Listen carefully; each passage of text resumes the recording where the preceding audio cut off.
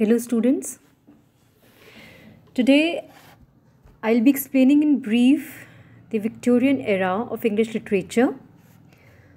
The Victorian era is spanning the duration of Queen Victoria's rule from 1837 to 1901, and sometimes this age is also spanned from 1832 to 1901. Now it is characterized by the expanding horizons of education and literacy, as well as by an increased desire of the people to question religion and politics. During this time period, publications such as Communist Manifesto in 1848 and Origin of the Species in 1859 served as catalysts for political and religious controversy. These new notions of government and science signaled a turn from the idealism of the Romantics to a more empirical worldview. The Victorian era also marks a time of great economic growth, technological discovery, and industrialization. Many writers reacted to both the wonders of this industrial revolution as well as to the troubles of an industrialized society. Also, during the Victorian era, the influence of literature became more prevalent in society as reading evolved into a social pastime indicated by the increasing literacy rate. At the era's beginning in 1837, it is estimated that approximately half of the adult male population was literate to a certain degree.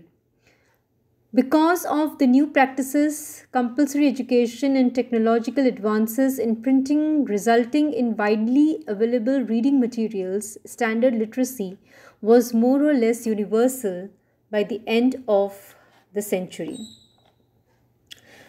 As reading became less of a privilege of the wealthy and more of a pastime of the common British citizen, publications such as periodicals flourished. These magazines provided monthly installments of news articles, satiric essays, poetry, and fiction. These serial publications enabled many authors to easily share their work with the public and helped launch the careers of prominent Victorian writers such as Dickens, Eliot, Tennyson, and the Brownings. Because literature was an accessible and pervasive part of Victorian society, studying it is crucial in understanding the attitudes and concerns of the people who lived during this era. Much of the writing during this time was a reaction to the rapidly changing notions of science, morality, and society. Victorian writers also reacted to the writings of previous generations. George Landor argues that the Victorians wanted to escape what they saw as the excessive subjectivity of the Romantics, while at the same time keeping their individuality, originality, intensity, and above all, sincerity. Thus, Victorian literature tries to combine the use of romantic subjectivity with the objectivity of the Augustines. Landor argues that the birth of the dramatic monologue and autobiographical fiction were used to bring personal experiences to literature without the author seeming self-obsessed. The novel could be considered one facet of the Victorians' literary exploration. It continued to develop and eventually became the prominent medium for written expression. In the framework of the novel, realism emerged as a notable literary characteristic of the period and showcased this combination of romantic subjectivity and Augustine objectivity. In her work, Adam Bede, George Eliot writes, "Let us have men ready to give the loving pains of a life to the faithful representing of commonplace things." As exemplified in this quotation, Eliot and other realist writers like Dickens held the belief that the purpose of literature should be to accurately mirror the world and portray realistic scenes with complex, lifelike characters. This movement illustrates the return to Augustan objectivity through the use of empiricism and observation of the surrounding world. Yet, the influence of the Romantic movement on Victorian writers is seen through the style in which they present these observations.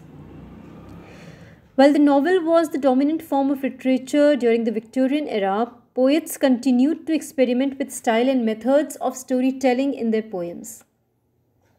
Examples of this experimentation include long narrative poems or epic poems and the dramatic monologue as seen primarily in the writing of Robert Browning.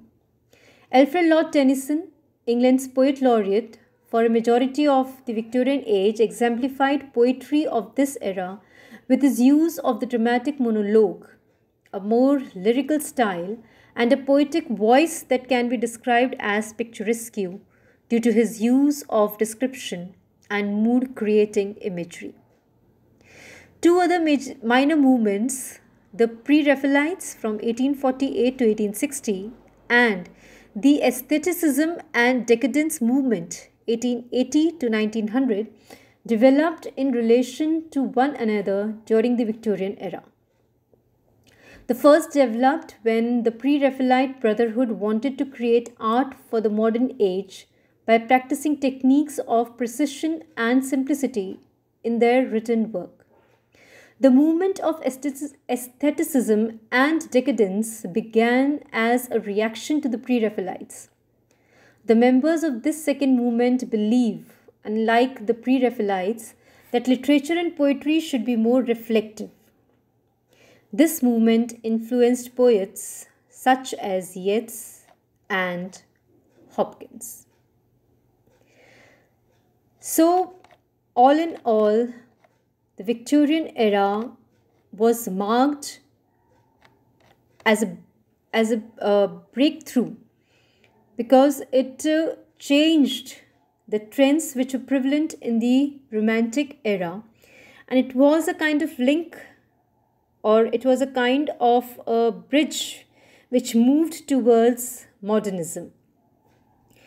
That's all for the brief explanation of the Victorian era. Thank you.